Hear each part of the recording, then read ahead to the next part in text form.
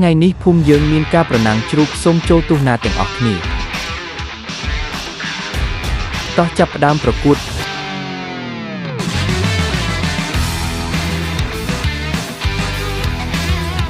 ព្រមចាញ់បងទៅអូនបើបងឈ្នះរៀនការនឹងបងទេតតែយូរហើយវែងហត់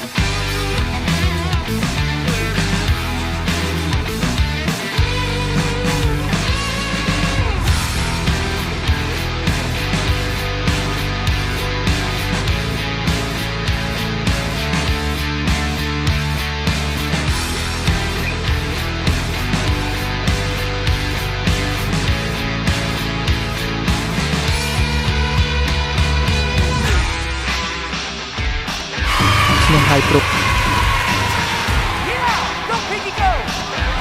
ឈ្នះ